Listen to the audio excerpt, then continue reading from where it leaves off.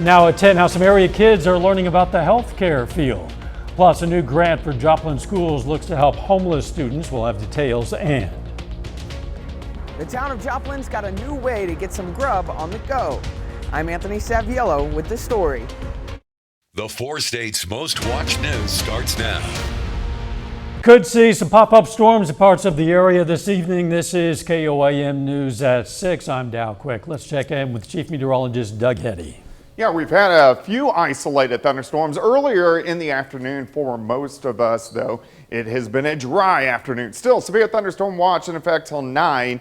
This is mainly on the Missouri side, a sliver of the Kansas side, but most of you are going to stay dry as we go through the evening hours. All the action's been really across central parts of Missouri, not too much here in the 4-state area, and most of us are dry right now, but we are watching a couple little isolated guys just south of Kansas City. We'll see what these guys can do just north of Ottawa. If they can drop in and hold some strength, we may get 1 or 2 isolated thunderstorms as we go over the next couple hours. But again, most of you are going to stay dry. You can see a few isolated little thunderstorms, and then we're going to have a chance for a few thunderstorms trying to get back in here late tonight into tomorrow morning. So of course, we're going to break this all down for you here in just a bit. See you soon.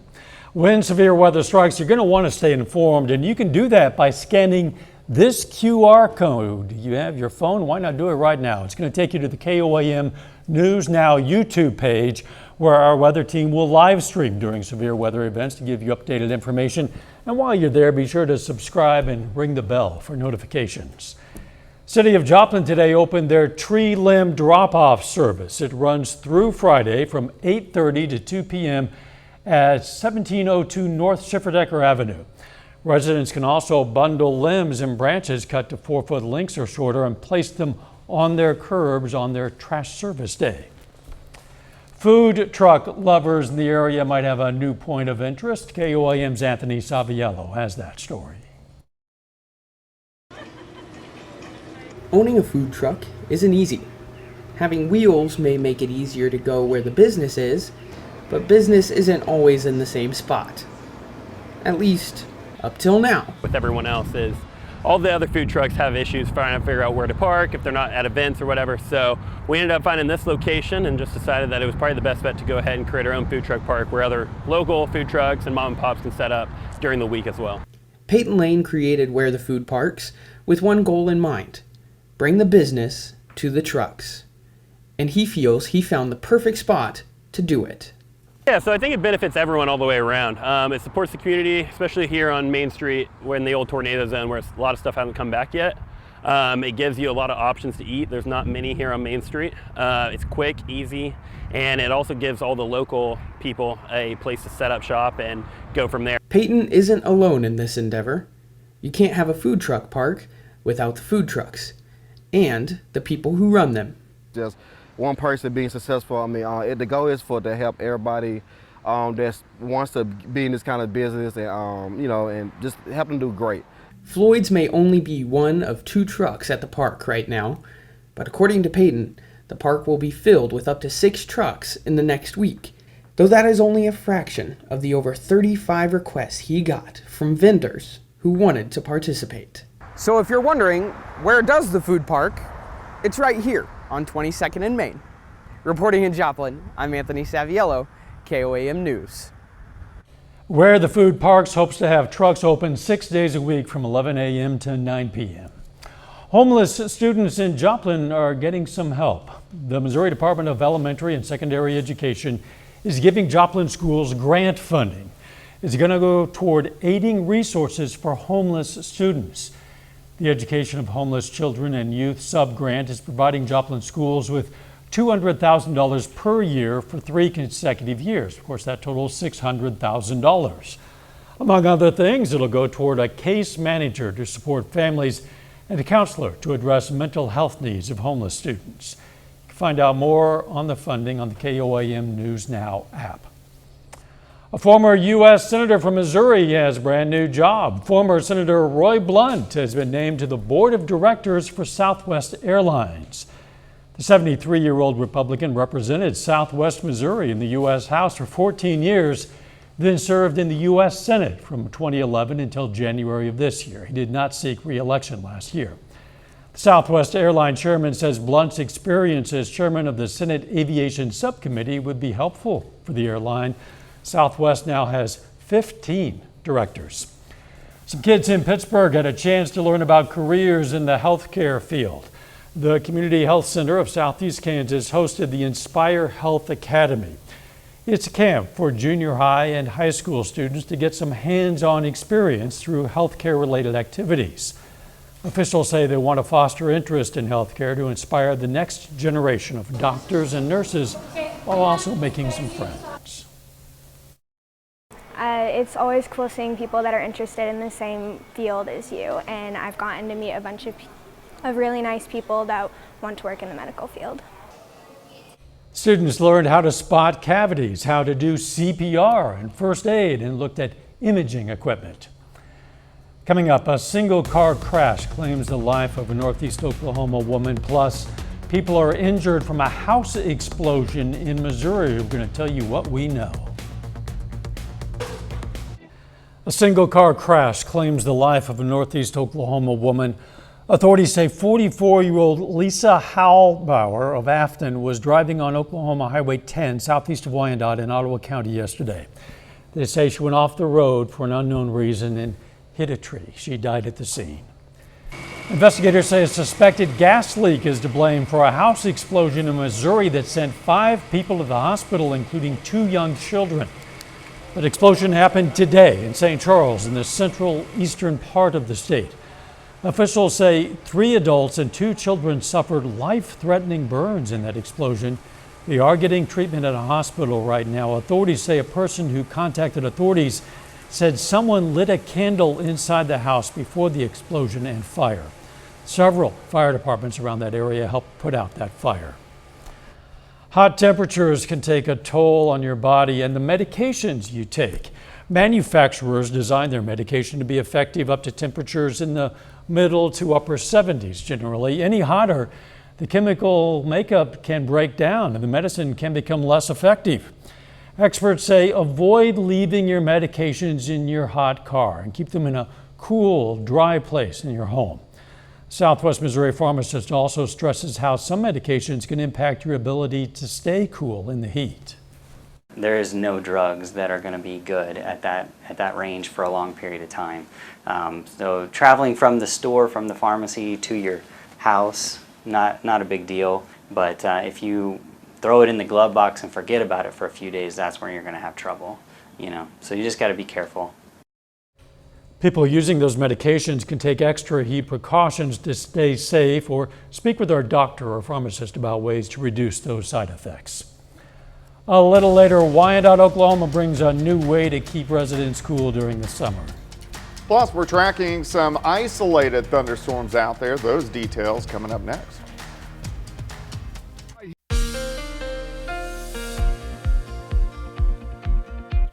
Well, it turned out to be another warm one for us today, and we have had a few isolated little thunderstorms that have popped up across the region. Most of you have stayed dry. We've had partly sunny skies across the region. It looks pretty good right now. Here's Indigo Sky Casino and Resort. Of course, Indigo is just outside of Seneca, Missouri. All right, we still have a severe thunderstorm watch in effect till 9 p.m.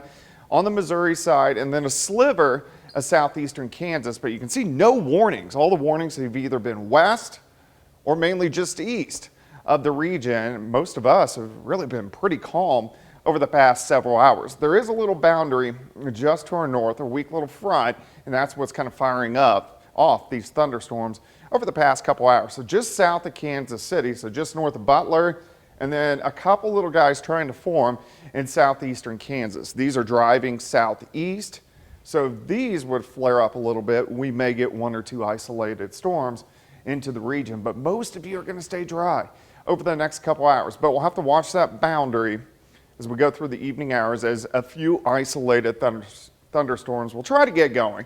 But again, most of Pittsburgh, most of Joplin, northeastern parts of Oklahoma, southwest Missouri, most of you are going to stay dry.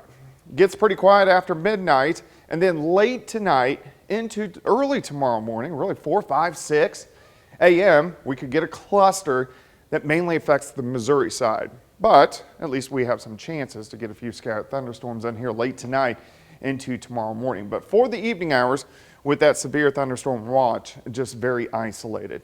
All right, it's warm. Most of us sitting mid to upper 80s to near 90. It's also humid outside, so it makes it feel sticky. We're sitting at 89. Heat index of 94 degrees due to our moisture, our dew points. We measure this in degree fashion. You can see upper 60s to lower 70s. So if you look at our scale, that kind of puts us in that sticky to muggy range. And that's where we're going to sit really all night. And it actually gets worse for us tomorrow. Through the evening hours, again, random isolated thunderstorm, most of you dry. Out to the west, big dome of high pressure, or big heat domes. Underneath it, you get the monsoon, but tremendous heat. And this is going to affect us as we go through the next couple days. And then in the upper levels, we get these weak little waves that rotate around it. All right, for us tonight, again, isolated thunderstorms in our northern counties into tomorrow morning. Look at the heat that kicks in tomorrow afternoon. Upper 90s, lower triple digits, so about 10 degrees warmer than what we have seen today. Tomorrow night looks pretty calm. We're going to get some clouds in here. Then as we go into Wednesday, very slight chance of an isolated shower. But again, look at the highs. Upper 90s to near 100 degrees. So if you factor in the humidity tomorrow, you get the wonderful heat index. This is what it's going to be sitting at, 105, 106, 107 across the region. So if you are going to be outside tomorrow, make sure you drink plenty of fluids. A day planner starting in the 70s, heating up quickly. Again, some scattered thunderstorms to start the day. And then it looks like it'll be pretty dry as we get into the afternoon. But we're going to make tomorrow an alert day with those temperatures getting up there and those heat indices, of course, above about 105. 99 on Wednesday, 93 on Thursday, a random thunderstorm. Friday, Saturday, overall looks pretty good. We cool down a little bit, and then those temperatures accelerate upward again next week. Yeah, we pointed out a lot of triple-digit heat index can really be dangerous. People probably get tired of hearing it, but I'll point out again, a triple-digit heat index can be dangerous. Kind of stinks, yes. People need to be careful out there. Thanks, Doug. Hey, don't forget, you can be the first to know about the day's weather with the KOAM Skywatch weather app. You can get severe weather updates sent straight to your phone. Best part, doesn't cost a dime, absolutely free. It's available in the Apple App Store and the Google Play Store. Again, KOAM Skywatch weather app. Look at this, a new way to stay cool in Wyandotte, Oklahoma. The Eastern Shawnee Splash Pad today hosted its grand opening with local families taking part. Symbols of the Eastern Shawnee tribe are scattered throughout the complex. This is a splash pad that is really the fruition of about 2 years of work and planning. We had so many challenges and so many things we wanted to incorporate here. Our main offices have been downtown, but we're in a floodplain, so one by one we've been having to move programs and buildings up here. Doesn't that look refreshing? The splash pad is at 10205 South Blue Jacket Road. It's open to the public for the remainder of the summer. You might want to check it out. John Dales joins us now. The Outlaws are down to their final week of the regular season. Yeah, it's gone by really fast, and they begin with a home game tonight, hoping to stay in first place in the South. And a former Joplin Eagle gets an invite to a college football all-star game. Those stories and more coming up on the other side.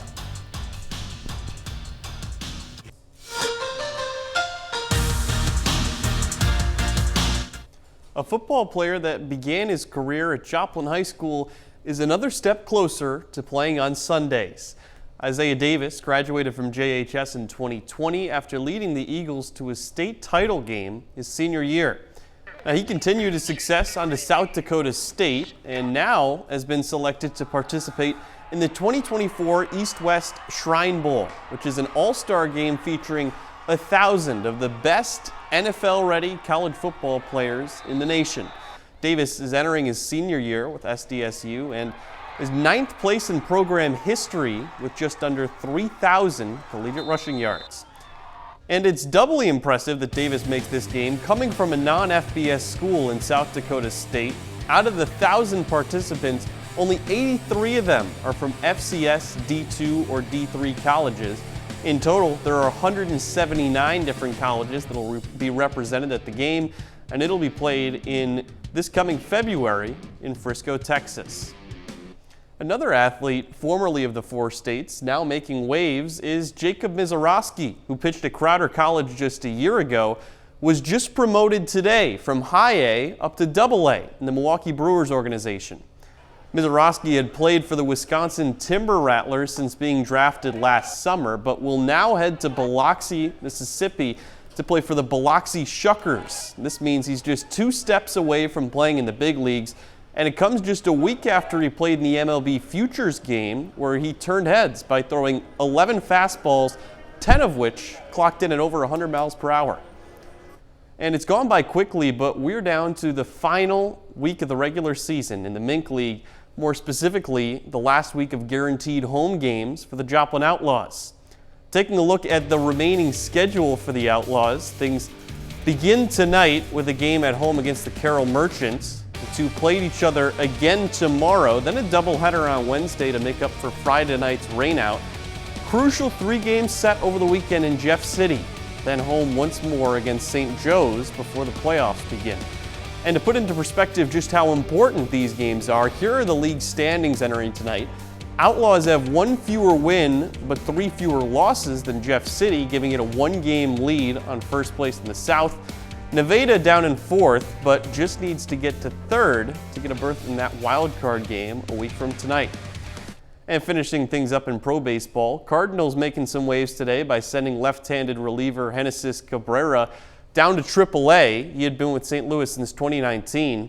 Tonight, the Redbirds taking on Miami, and 2 weeks left until the trade deadline, so be on the lookout for more roster moves like today. First time these teams met was earlier this month, a series that the Marlins won 3-1.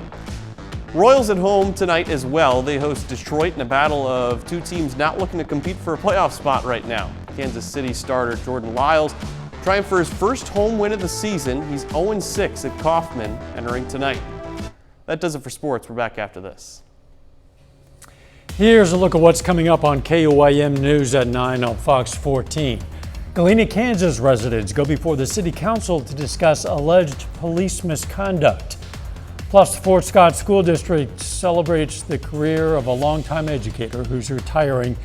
And we're going to tell you how to spot a counterfeit car seat because, of course, you want to keep your kids safe on the road. Those stories and a lot more coming up tonight. KOAM News at 9 on Fox 14.